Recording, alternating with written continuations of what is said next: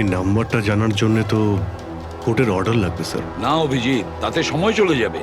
অত সময় নেই আমাদের কাছে। ওই বেচারি মহিলা এতদিন ধরে অত্যাচারিত হচ্ছে। তাছাড়া ওনার পেটে 7 মাসের বাচ্চা রয়েছে। তার উপরে আমাদের কাছে ওর ব্যাপারে কোনো তথ্যই নেই স্যার। এই ডায়েরিটা আছে আমার কাছে। ও আমাকে যে কল করে তার সব ডিটেলস আছে। আমার স্টাডির জন্য আমি নোটস বানাই। হয়তো এটা আপনাদের কোনো কাজে লাগবে। দেখি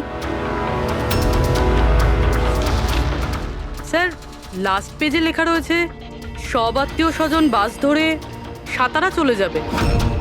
আমাদের কাছে শুধু মেয়েটার ব্যাপারে এইটুকুই ইনফরমেশন আছে যে ওর হাজবেন্ডের কাছে একটা সার্ভিস রিভলভার আছে। নাম্বার 2, মেয়েটার পেটে 7 মাসের বাচ্চা রয়েছে। ওই মেয়েটার ফ্যামিলি সাতারা যাবে। সমস্ত বাস ডিপোতে গিয়ে খোঁজ নাও, দেখো কোনো বাসে এমন কোনো ফ্যামিলি আছে কিনা যারা সাধের অনুষ্ঠানে যাচ্ছে, সাতারার দিকে যাচ্ছে। শহরের যত গাইনোকোলজিস্ট আছে প্রত্যেকের লিস্ট বের করো, আর দেখো এমন কোন পেশেন্ট আছে যে 7 মাসের প্রেগনেন্ট। স্যার, এটাই শেষ বাস ডিপো যেখান থেকে সাতারার বাস যায়।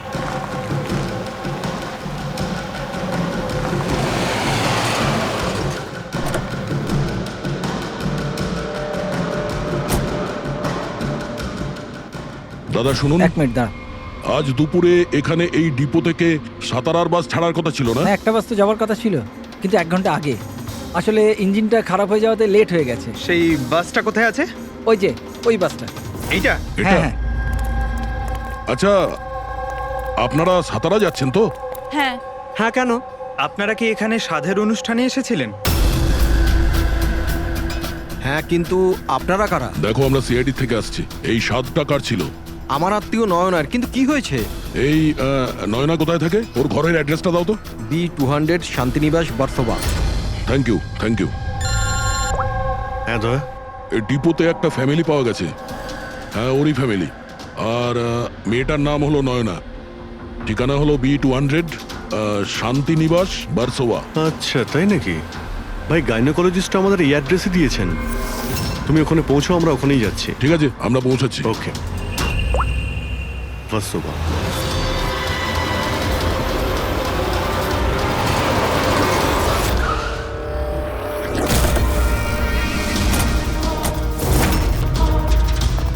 এক্সকিউজ মি, আমরা সিআইডি থেকে আসছি। এই নয়না কোথায়? সিআইডি? হ্যাঁ। স্যার, ওপরে গিয়ে ডান দিকে। কিন্তু কি হয়েছে? কি হয়েছে স্যার?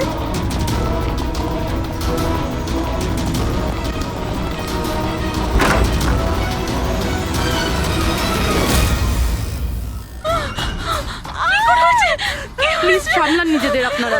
কি করছেন কি? শান্ত হন আপনারা।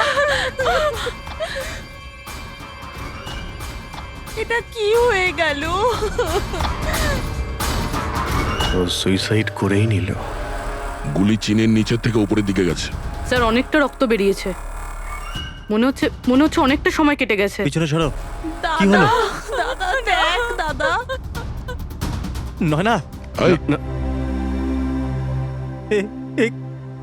এই, কি হলো নয়না? ইন্সপেক্টর আমান? তুমি ওকে চেনো? হ্যাঁ, আমরা ট্রেনিং একাডেমিতে একসাথেই ছিলাম। কেন করলো স্যার নয়না এরকম? এটা তো আপনিই বলতে পারবেন। ওটা ওকে টর্চার করতে, মারতে, হ্যাঁ, ভয় দেখাতে, হুমকি দিতে? কি এক্সপেক্ট করেছিলে তুমি? কি করতে? হ্যাঁ, অ্যাটেম্পট অফ সুইসাইডের জন্য তুমি জেলে যাবে। স্যার, এটা কি বলছেন আপনারা? দাদা এরকম করতে পারে না। স্যার, আপনারা এটা ঠিক করছেন না। প্লিজ এরকম করবেন না। কত মেন্টাল টর্চার করা হয়েছে ওকে। নিজেরই মাথায় গুলি করে নিয়েছে। সবাইকে বাইরে নিয়ে যাও। চলো তুমি বাইরে চলো। নয়না, চলো suicide করতে চলো পারে না। চলো চলো, সবাই চলো। প্লিজ Please, চলো, বাইরে বেরো। যান, বাইরে, please, চলো, বাইরে যান, please, বলছি। আপনারা বেরো, চলো চলো। শান্ত হন। আপনিও যান। চলুন চলুন। সেটাই হলো যেটা ওই গাইনোকোলজিস্ট বলেছিলেন। সুইসাইড করেই ফেললো। বডিটাকে ফরেন্সিক ল্যাবে পাঠিয়ে দিই, আর এসিবি স্যারকে ইনফর্ম করে দিই যে ওকে আমরা বাঁচাতে পারিনি। 1 মিনিট। ওই ফোন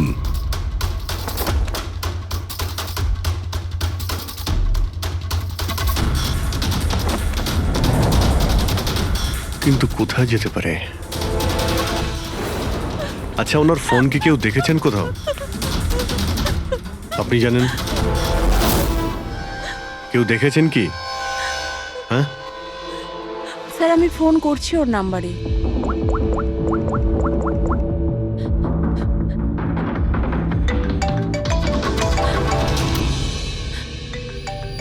যশ বাবা এদিকে এসো।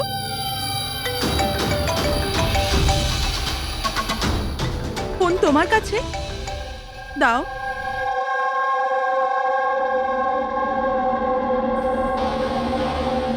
আমি এটা গেম খেলার জন্য নিয়েছিলাম কাকির ঘর থেকে। কোনো ব্যাপার না বাবু, এদিকে এসো। বাবু একটু মনে করে বলো, যখন তুমি ফোন নিতে এখানে এসেছিলে তখন কি দেখেছিলে তুমি?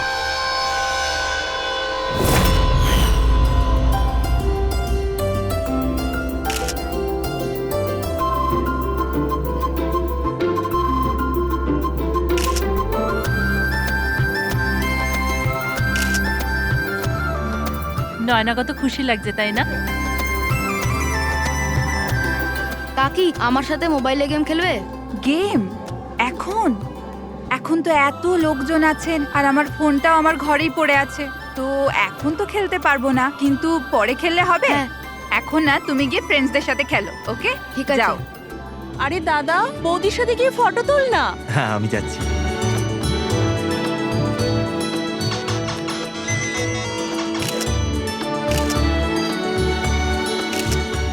যশ বাবা তুমি আবার মোবাইল নিয়ে বসে গেছো? মা প্লিজ ডিস্টার্ব করো না মা, প্লিজ। আরে কাকির অনুষ্ঠান চলছে, তুমি এখানে গেম খেলছো? হ্যাঁ আর কিছুক্ষণ। আরে please, বাবা please। কাকির খারাপ লাগবে, চলো শোনা চলো। আরে মা, কোনো মা নয়, অনেক গেম খেলেছো, আর ফোন নয়। কাকি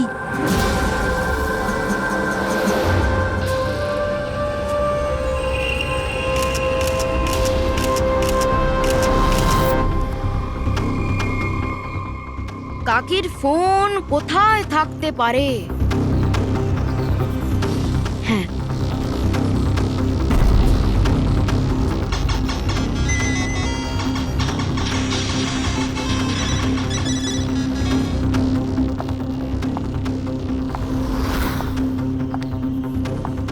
কাকি চলে এসছে।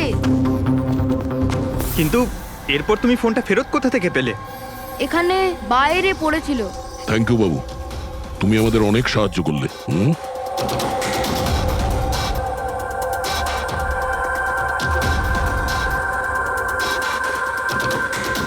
রামন, আপনি কি নিজে বলবেন নাকি আমাদের জিজ্ঞাসা করতে হবে?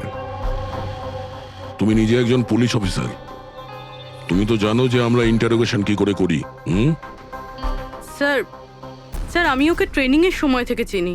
He is one of the best officers. Sir sir আমার মনে হয় না ও এরকম করতে পারে। মানুষ পাল্টে যায় পুরবি, সব এভিডেন্স ওর বিরুদ্ধে, আর সেটা তুমি খুব ভালো করে জানো। স্যার আমার বিশ্বাসই হচ্ছে না যে আপনারা সবাই এটা ভাবছেন যে আমি নয়নার ওপরে হাত তুলেছি। খুব ভালোবাসতাম স্যার আমি ওকে, ওর সন্তানের বাবা হতে চলেছিলাম স্যার আমি, আর আমি ওকে কি করে? হ্যাঁ তুমি ওকে টর্চার করেছো, আর সেই জন্য বেচারি ডিপ্রেশনে চলে গেছিল। ভুল বুঝছেন স্যার আপনি, ও ডিপ্রেশনে ছিলই না, সবসময় হাসি খুশি থাকতো, সবসময় আনন্দে থাকতো। মানে ও সুইসাইড কি করে করতে পারে স্যার? আরে তাহলে সে মেন্টাল হেলথ ফাউন্ডেশনে বারবার ফোন কেন করতো? বিগত কয়েক মাসের মধ্যেই 10টা কল। আমার এই বিষয়ে কোনো আইডিয়া নেই। কল করে উনি হয়তো ডিলিট করে দিতেন, সেই জন্য হয়তো আপনার কোনো আইডিয়া নেই। স্যার দাদা এরকম করতে পারে না, ও তো নয়নাকে খুব ভালোবাসতো, আর নয়না তো খুশিই ছিল। যদি তোমার স্ত্রী খুশিই ছিল তাহলে ও হেল্পলাইন নম্বরে ফোন করে কেন বলেছে যে তুমি ওকে টর্চার করো, ওকে ওকে মারো, ওকে ধাক্কা দাও? কেন আমান, উত্তর দাও। পুরবি ওর কাছে কোনো উত্তর থাকলে তো দেবে। ওর টর্চারের কারণে বেচারি ডিপ্রেশনে চলে গিয়েছিল, আর তারপরে ও সুইসাইড করে। ডিপ্রেশনে প্রায়শই কোনো লোক নিজের দুঃখের কথা শেয়ার করে না, হতে পারে এর জন্যই নয়না যে কতটা প্রবলেমে ছিল কেউ কিছু জানতেই পারেনি। পুরবি অ্যাটলিস্ট তুমি তো আমাকে বিশ্বাস করো, you know me well. Nayana কখনো সুইসাইড করতে পারে না, কখনো সুইসাইড করবে না। ব্যাস, নিয়ে যাও একে। চলো। আপনি আমার কথাটা তো শুনুন, নয়না কখনো সুইসাইড করতে পারে না। চলো স্যার আমার কথাটা চলো, শুনুন স্যার, চলো। নয়না সুইসাইড করেনি। স্যার আমার কথাটা শুনুন স্যার একবার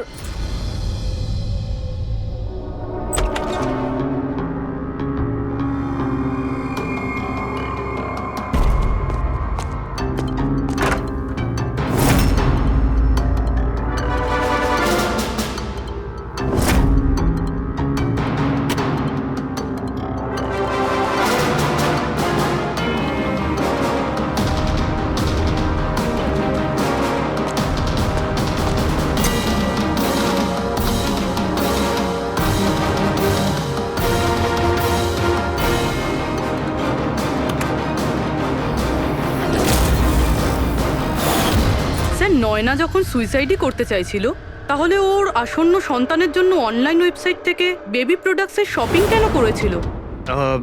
যাতে কারোর সন্দেহ না হয়। হতে পারে, কিন্তু স্যার আমার মনে হয় এটা একটু আশ্চর্য ব্যাপার স্যার। পুরো ব্যাপারটাই আশ্চর্য। তো আপনার মনে হচ্ছে যে আমার আর ভূমি এরা সত্যি বলছে? সেটা তো জানাই যাবে অভিজিৎ, কিন্তু তার আগে ওই সাতভক্ষণ অনুষ্ঠানে নয়নার যত কাছের লোক ছিল ওদের সবাইকে ডাকো। নয়নার সাথে আপনার সম্পর্ক কেমন ছিল? হ্যাঁ স্যার, খুব ভালো ছিল আর খুব ভালো মেয়ে ছিল, সব সময় খুশি থাকতো।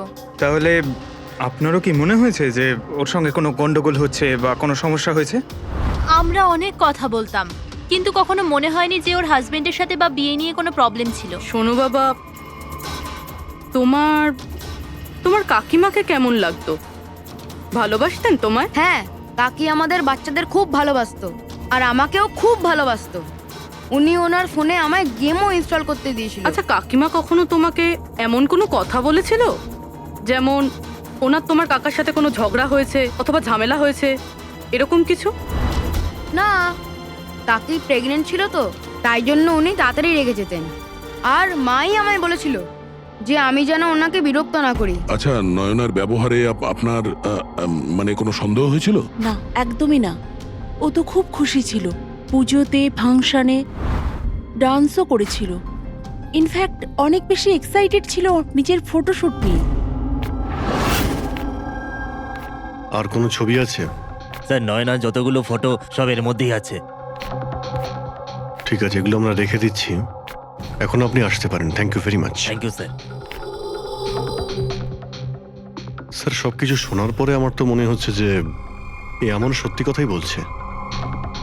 ওর ওয়াইফ যদি এত আনন্দেই থাকে তাহলে সুইসাইড কেন করতে গেল?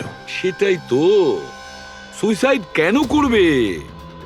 গোলমাল আছে অভিজিৎ, কিছু না কিছু গোলমাল আছে। রাধার যে কটা ইনফরমেশন দেওয়ার ছিল সব দিয়ে দিয়েছে, তবু বুঝতে পারছি। একটা কাজ করো, ওই মেন্টাল হেলথ ফাউন্ডেশনে গিয়ে ওই নয়নার ব্যাপারে যা কিছু জানতে পারবে বের করে নিয়ে এসো। ওখানকার অপারেটরদের সঙ্গেও কথা বলো, খুঁটিয়ে খুঁটিয়ে ইনফরমেশন বের করো। হয়তো এমন কোনো কথা ও জানতো নয়নার ব্যাপারে যেটা আমাদের কাজে লাগবে।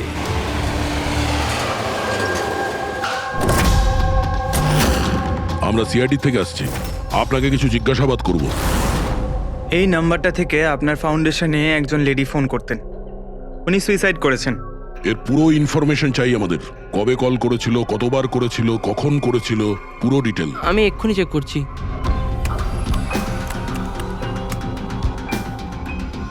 হ্যাঁ স্যার, এ অনেক কল করেছিল, শেষ 5 মাসে 10 বার। আচ্ছা, ওনার সঙ্গে কে কে কথা বলতেন? অ্যাকচুয়ালি স্যার, এনার সমস্ত কল রাধা ম্যাম হ্যান্ডেল করতেন, আর উনি এখানে ভলেন্টিয়ার। যখন এনার ফার্স্ট কল এসেছিল তখনও রাধা ম্যামেরই এখানে শিফট ছিল, আর তারপর উনি যখনই এখানে ফোন করেন বলেন রাধা ম্যামের সাথে কথা আছে। এই কলারের ব্যাপারে কিছু মনে পড়ছে? কোনো বিশেষ কথা, কিছু অদ্ভুত হয়েছে? এই কলারের ব্যাপারে স্যার, হ্যাঁ স্যার, একবার হয়েছিল স্যার। এই দেখুন স্যার, একই দিনে 2বার কল এসেছিল। তো এতে অদ্ভুত কি? আমার মনে আছে স্যার, যেদিন প্রথম কল এসেছিল।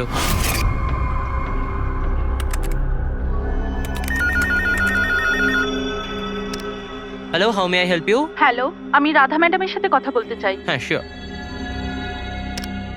হ্যালো রাধা ম্যাম, আপনার জন্য কল। কিছুক্ষণ বাদে ওই নাম্বারটা থেকে আবার কল এসেছিল। Hello, how may I help you? Hello, আমি নয়না বলছি। কিছুক্ষণ আগে আমার নাম্বার থেকে আপনার কাছে কল এসেছিল আর 7 মিনিট কথাও হয়েছে। আপনি প্লিজ আমাকে বলবেন আপনি কোথা থেকে বলছেন? ম্যাম, এটা মেন্টাল হেলথ ফাউন্ডেশনের হেল্পলাইন নাম্বার। আমরা সেই সমস্ত মানুষের হেল্প করি যারা ডিপ্রেশনে পড়ে সুইসাইড করার চেষ্টা করে। What? Suicide helpline? Yes ma'am. অন্য কলাররা স্যার নিজের নাম কখনোই বলে না, কিন্তু ইনি প্রথমে নিজে থেকেই বলে দিলেন। স্যার, নয়না নিজের নাম কখনো রাধাকে বলেনি, তাহলে ও হঠাৎ করে বলতে যাবে কেন? আমরা এই নম্বরের কল হিস্ট্রিটা চাই। 1 মাস আগে নয়নার ফোন থেকে কেউ একজন হেল্পলাইনে ফোন করেছিল, আর এই হলো তার রেকর্ড।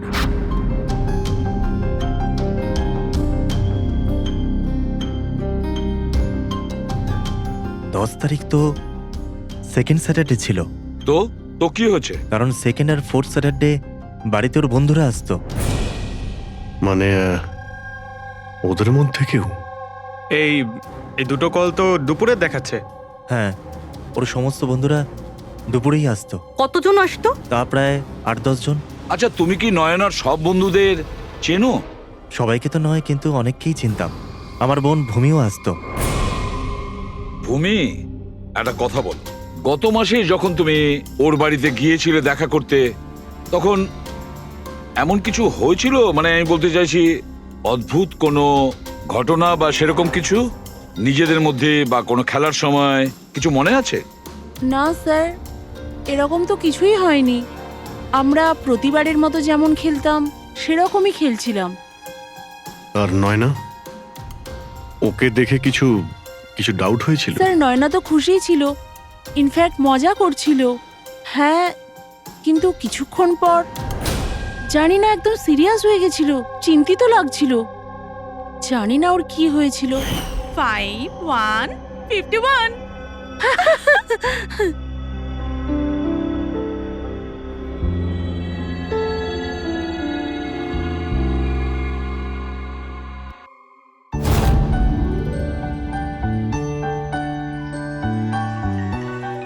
মনে হচ্ছে এর যে হবু বাচ্চা হবে না, সে খুব লাকি। হ্যাঁ রে, নয়তো আগে কখনো নয়না জিততো না। ওহো, মনে হচ্ছে কেউ জেলাস হচ্ছে। আরে নয়না, দাদাকে একটা ফোন করো না, রাতের অর্ডারের জন্য একবার মনে করিয়ে দাও না। ফোন কোথায় আমার? আরে একটা কাজ করো, নাও আমার ফোন থেকে কথা বলো। হ্যালো, বিকেলে না প্লিজ খাবার অর্ডার করে দিও। না না, শুধু এটাই মনে করানোর ছিল। এই নাও, কিন্তু আমার ফোন কোথায়? আর আমি বুঝতে পারছি না, এখানেই রেখেছিলাম। নয়না, ওই যে তোমার ফোন ওখানে টেবিলের উপর। ওখানে কে রাখলো? আমি তো ওখানে তুই ফোন রেখেছিস রাখিনি। হয়তো। না यार, আমার মনে আছে আমি রাখিনি।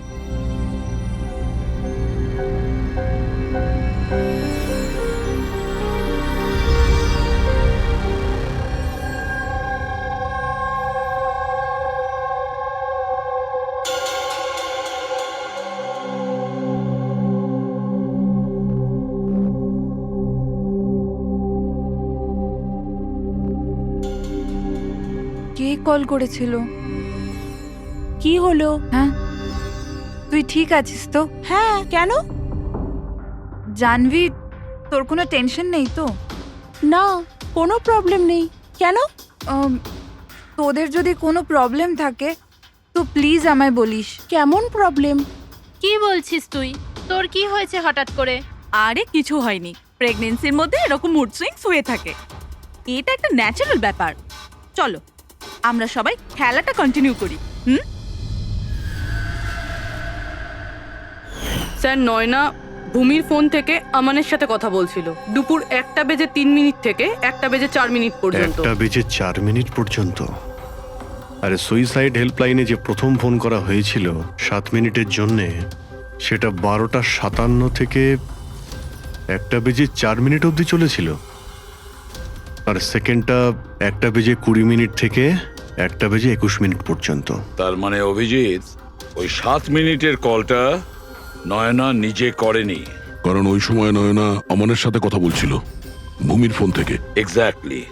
তার মানে ওই ফোনটা নয়নার কোনো বন্ধুই হয়তো করেছিল। আপনি কাউকে দেখেছিলেন ওর ফোন তুলতে বা ওর ফোন ব্যবহার করতে? না, আমি তো কাউকে দেখিনি। তার মানে ওই কলটা অন্য কেউ করেছিল। আর স্যার নয়না যখন ওর ফোনটা খুঁজে পায় আর ওখানে লাস্ট ডায়াল আননোন নাম্বারটা চেক করে আর তারপর যখন ওই নাম্বারে ফোন করে তখন ও জানতে পারে যে ওটা কোনো সুইসাইড হেল্পলাইনের নাম্বার।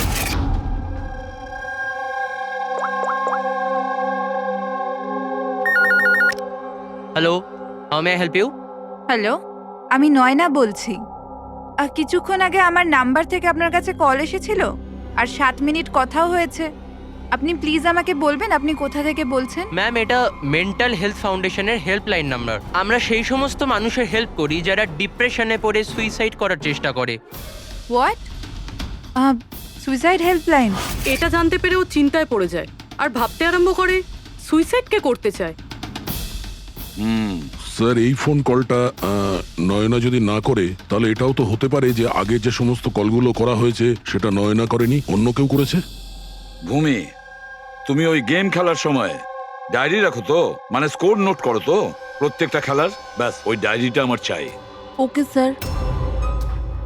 আর এই যে প্রত্যেক সেশনে 4টে নাম রয়েছে যারা সব সময় থাকে, ভূমি, পারুল, জাহ্নবী আর শীতল।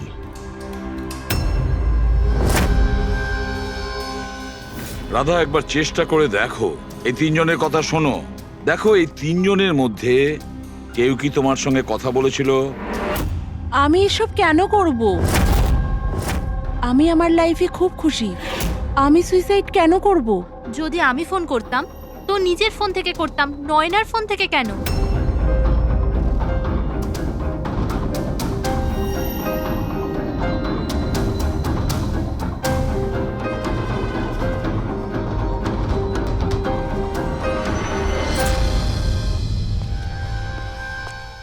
স্যার, স্যার এই 3 জনের মধ্যে কারুর আওয়াজ নয়।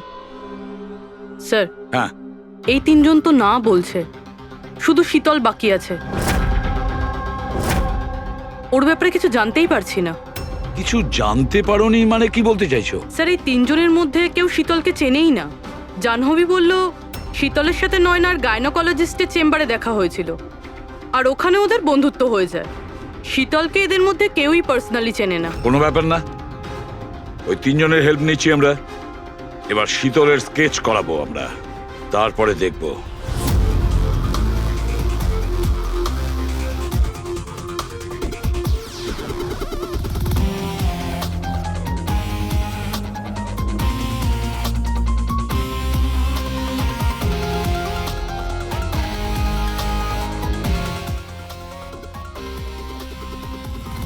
ডক্টর মিনা, এই স্কেচটা একটু মন দিয়ে দেখুন।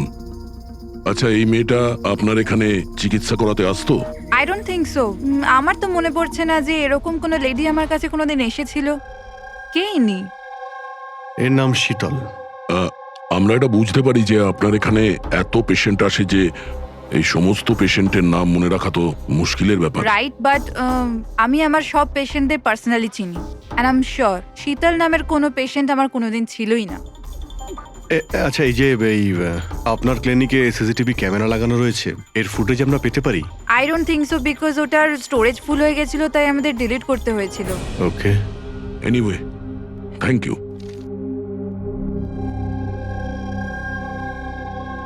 মনে হচ্ছে এই শীতল কোনোদিন পেশেন্ট ছিলই না, শুধুমাত্র নয়নার সঙ্গে বন্ধুত্ব করার জন্য এসেছিল এখানে।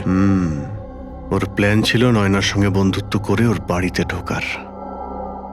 প্রফেশনাল ফ্রড মনে হচ্ছে, আটকাতে হবে ওকে। তুমি কি একে চেনো? এটা তো শীতল, নয়নার বন্ধু। এ তো প্রায় বাড়িতে আসতো। নয়না শীতলের বন্ধুত্ব কবে কোথায় হয়েছে কিছু জানো তুমি? না, আমি জানি না, কিন্তু তাতে কি যায় আসে? যখন আমার নয়নাই রইল না তখন এইসব। এ কি ধরনের পাগলামি করছো? হ্যাঁ, একটু ভেবে দেখো তো। যদি তুমি নির্দোষ হও তাহলে কেউ তো তোমায় ফাঁসানোর চেষ্টা করেছে। তোমাকে নয়নার খুনি সাব্যস্ত করে ওর অনেক লাভ আছে, এই জন্য ও তোমাকে ফাঁসাচ্ছে। হ্যাঁ, এমন কে আছে যে তোমাকে আর নয়নাকে ঘৃণা করে? আমি কিছু জানি না। তাহলে কি ভূমি ওই আবার প্রপার্টি লোভে করেনি তো? না, ভূমি এরকম কখনো করতে পারে না। বরং ও তো ও তো নয়নাকে খুব ভালোবাসতো। তো কোনো প্রফেশনাল রাইভেলরি? একজন পুলিশের তো অনেক জায়গায় অনেক শত্রু থাকে। না, আমার সাথে এরকম কিচ্ছু ছিল না। আমি আমার ডিউটিতে না তো কখনো কোনো গ্যাংস্টারকে ধরেছি, না কোনো বড় গ্যাংস্টারকে মেরেছি, কখনো ঘুষ নিইনি। পুরো কেরিয়ারে ব্যাস একবারই গুলি চালিয়েছিলাম। কার ওপরে? কাকে গুলি করেছিলে তুমি? ছোটখাটো ফ্রড ছিল স্যার বিশেষ। ওকে অ্যারেস্ট করতে গেছিলাম, তখনই গুলি চলে গেছিল।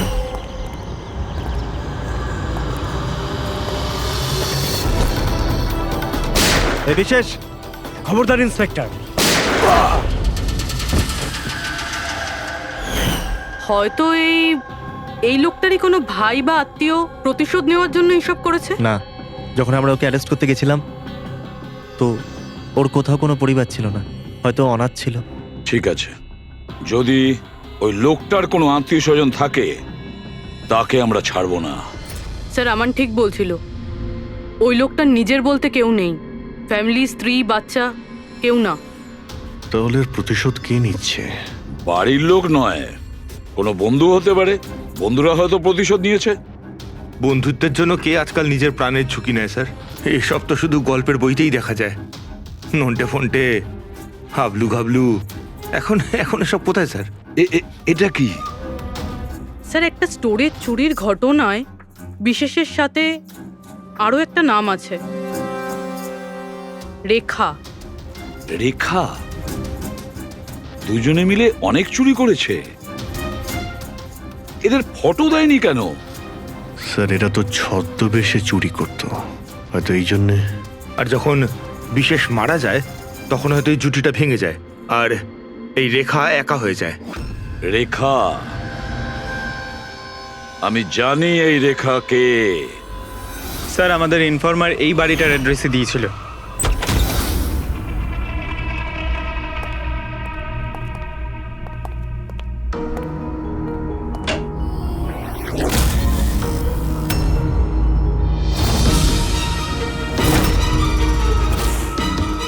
দেখো একটু।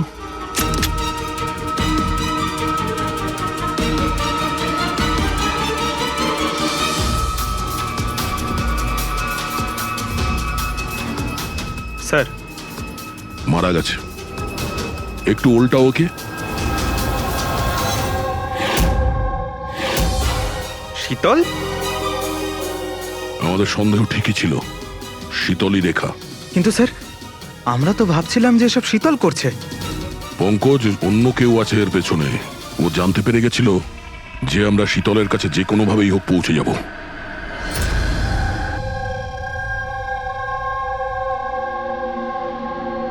সারিকা, এর ঘাড়ের পেছনের দিকে এইখানে ক্ষত আছে। এইখানে ক্ষত মানে হচ্ছে যে খুনি ওর পেছনের দিকে দাঁড়িয়েছিল। দেখো, এইখানে ছুরির ক্ষতটা আছে। তবে খুনিকে পেছনের দিকে দাঁড়িয়ে থাকতে হবে, তবেই এই আঘাতটা করতে পারবে, রাইট? হ্যাঁ স্যার, আর আমার মনে হয় ও হয়তো খুনিকে চিনতো, কারণ এই ক্ষতটা ছাড়া সারা শরীরে আর কোনো আঘাতের চিহ্ন খুঁজেই পাইনি। রাইট রাইট, সেটাও হতে পারে। তবে একটা কথা ঠিক, ও খুনিকে চিনতো বা চিনতো না, তবে একটা কথা ঠিক যে খুনি ওর পেছনে খুব কাছেই দাঁড়িয়েছিল। দেখো, এত জোরের সঙ্গে এই ছুরিটাকে ব্যবহার করা হয়েছিল যে খুব কাছেই দাঁড়িয়ে থাকতে হবে, তবেই জোরে মারতে পারবে। আর একটা কথা, এই যে ক্ষতটা আছে সেটা বলছে যে কেউ নিজের বাঁ হাতটা ব্যবহার করেছিল, কারণ যদি ডান হাত দিয়ে ছুরিটা মারা হতো তাহলে ক্ষতটা এই অ্যাঙ্গেলে হতো না। এক্ষেত্রে বাঁ হাতটা ব্যবহার করা হয়েছে। হ্যাঁ স্যার, তার মানে খুনি ডেফিনেটলি লেফট হ্যান্ডেড, তাই তো? একদম, এই খুনি লেফটি। আর দেখো আরেকটা কথা, এত জোর দিয়ে এটা ব্যবহার করা হয়েছে। সাপোজ ধরো কোনো ডান হাতি লোক বাঁ হাতে ছুরিটা নিয়ে ব্যবহার করলে তাহলে এত জোরে আঘাতটা করা সম্ভব নয়। এটা সেই করতে পারে যে বাস্তবে একজন লেফটি, নেটা। রাইট। খুনি একজন লেফটি, এটা একটা বড় ক্লু। এবার বলে দিও নাকে, জনাব এসিপি সাহেবকে। আগে হ্যাঁ, প্রদ্যুম্ন সাহেব। হ্যাঁ বলো সালুকে, বলো। একটা বড় ক্লু পেয়েছি। যে ব্যক্তি এই ছুরিটা ব্যবহার করেছে সে আসলে লেফট হ্যান্ডার। থ্যাংক ইউ সালুকে। সালুকে ফোন করেছিল, বলছিল খুনি লেফট হ্যান্ডেড। স্যার আমরা তো আগেই সবকিছু বলে দিয়েছি, তাহলে আমাদের এখানে আটকেছেন কেন? কেননা সত্যিটা এখনো জানা যায়নি। কাল রাতে আপনাদের সবার হাতে নয়নার ফোন গিয়েছিল। ঠিক করে মনে করে বলুন আর কি হয়েছিল। হয়তো আপনাদের মধ্যে কেউ ওকে দেখেছে বা শুনেছে অন্য কারোর সাথে কথা বলতে। ইয়শ বাবু, আই হোপ তোমার স্মৃতিশক্তি তো ভালো, কিছু মনে আছে তোমার? তুমি আমাদের সাহায্য করবে না? হ্যাঁ, কিন্তু আমি কাউকে তো দেখিনি। আচ্ছা, তোমার যা মনে আছে বলে দাও। আমি প্রমিস করছি যে আমাদের মধ্যে কেউ তোমাকে কিচ্ছু বলবে না।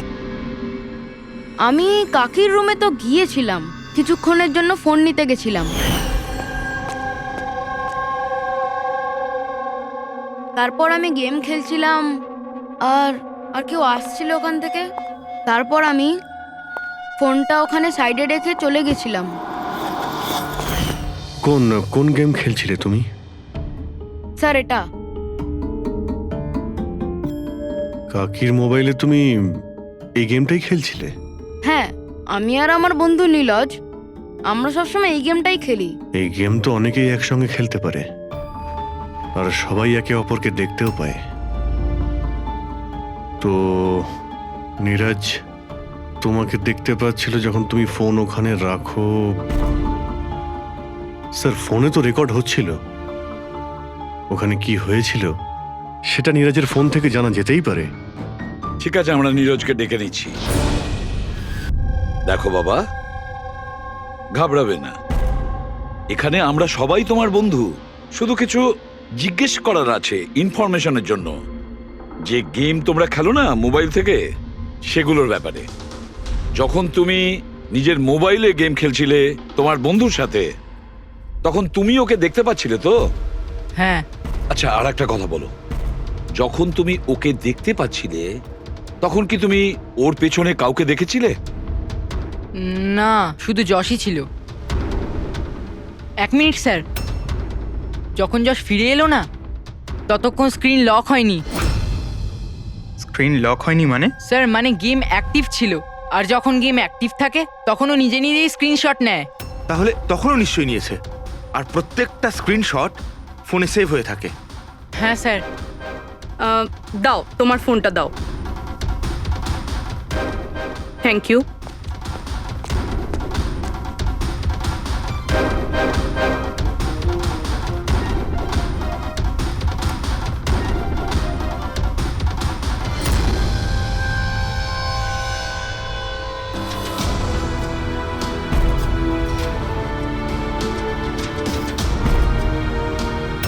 এটা কে?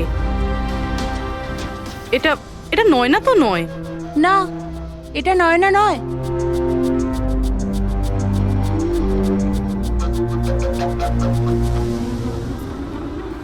এক মিনিট পুরবি, একটু জুম করো এর উপরে।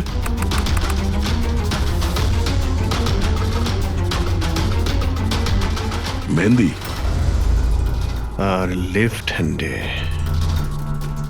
এর হাতে মেহেন্দি এইভাবে কেন রয়েছে? সেটা এই কারণে অভিজিৎ, কারণ এই হাতটা যে মহিলা, সে মহিলা ওখানে বাকি সবাইকে মেহেন্দি পড়াতে এসেছিল, আর ও লেফট হ্যান্ডেড। সবার আগে ও শীতলকে দিয়ে হেল্পলাইনে ফোন করায়। রাধাকে একটু কলটা ট্রান্সফার করুন না প্লিজ। হ্যাঁ শিওর। আমি আর সহ্য করতে পারছি না দিদি। তারপর সে শীতলকে টাকা দেয় আর বলে, নয়না, তোমার রুমে তোমার জন্য তোমার কোনো আত্মীয় অপেক্ষা করছে। তার সুযোগ বুঝেই ও নয়নাকে খুন করে দেয়। কে হতে পারে এই মেহেন্দি পরা মহিলা? আমি জানি না উনি কে ছিলেন, ইনফ্যাক্ট কেউই জানে না উনি কে। নয়না বলেছিল যে শীতল ওনাকে ডেকেছিল আর ওই নিয়ে এসেছিল নিজের সাথে। আর এটাও জানি না যে ওকে কেন আনা হয়েছিল। নিজের কাজও ঠিক করে করছিল না, ও বাজে মেহেন্দি লাগাচ্ছিল সবাইকেও। দেখ না জাহ্নবী কিরকম মেহেন্দি লাগাচ্ছে ও। পুরোপুরি ঠিকঠাক লাগাচ্ছেও না। আপনি কি মেহেন্দি লাগাতে জানেন না নাকি? দেখে মনে হচ্ছে কেউ যেন লাগিয়ে আবার মুছে দিয়েছে। ও মেহেন্দি এত খারাপ করে লাগাচ্ছিল, তাহলে শীতল ওকে পাঠালো কেন? সবারই সন্দেহ হবে। কে হতে পারে? আমি জানি স্যার, ও আমাদের চোখের সামনেই ছিল।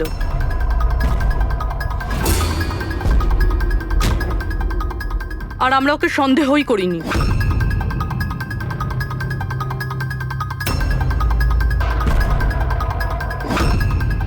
আপনি সামনে আসুন।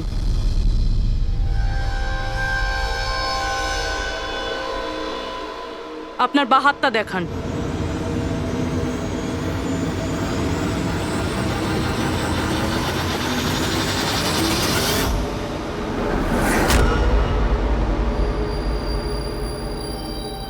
এই দেখুন স্যার। রাধা দেবী? স্যার, আমি এনার ওই ডায়েরি অনেকক্ষণ ধরে দেখেছি। ওতেও কালি এভাবেই ছড়িয়েছিল যেভাবে ওনার মেহেন্দি রয়েছে। যারা লেফট হ্যান্ডেড হয় তারা যখন কোনো কাগজে লেখে তখন এইভাবেই লেখে, আর যা কিছু আগে লেখা ছিল তার ওপরেই ওর হাতটা ঘষে যায়, ফলে ওই কালি বা রং হাতে লেগে যায় যেভাবে রাধার হাতে লেগে আছে, তাই না? কেন মারলে তুমি নয়নাকে?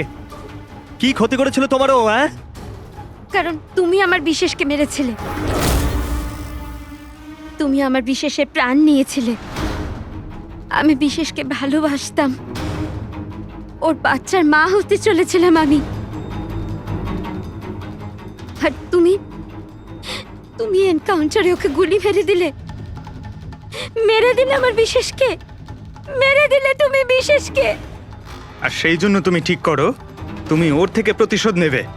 হ্যাঁ, যখন আমি জানতে পারলাম যে বিশেষ এই দুনিয়াতে নেই আর, তখন এই কষ্টে আমার বাচ্চা তো আমার পেটের ভিতরে মারা গেল।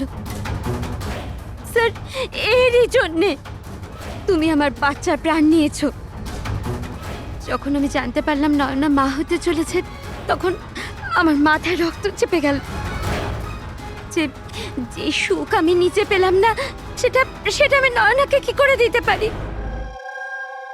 মেরে দিলাম আমি নয়নাকে, মেরে দিলাম ওকে। তো সেই জন্য তুমি মেন্টাল হেলথ ফাউন্ডেশনে অ্যাজ আ ভলেন্টিয়ার তুমি কাজ করতে শুরু করেছিলে। আর শীতল তোমাকে না, তুমি শীতলকে কাজ দিয়েছো নয়নার সঙ্গে বন্ধুত্ব করার জন্য। হ্যাঁ, শীতলকে আমিই পাঠিয়েছিলাম নয়নার ঘরে, যাতে ও নয়নার ঘর থেকে আমাকে ফোন করতে পারে আমার হেল্পলাইন নাম্বারে। ও আমার ব্যাপারে লোককে জিজ্ঞাসা করে। আর সাধের অনুষ্ঠানে ওই শীতলে আমাকে নয়নার ঘরে ডেকেছিল। আর আমি ওখানেই ছিলাম। আমার পক্ষে আর সম্ভব নয় দিদি, আমি যাচ্ছি। এখন তোমার শেষ কাজটা করো, নিচে গিয়ে নয়নাকে এখানে পাঠাও। এখনই পাঠাচ্ছি। আর হ্যাঁ, মোবাইলটা বাইরে রেখে যাও। তোমার রুমে তোমার জন্য তোমার কোনো আত্মীয় অপেক্ষা করছে। ইমন তো এবার বুঝতে পারবে একলা হওয়ার যন্ত্রণা কি। এ তো হওয়ারই ছিল।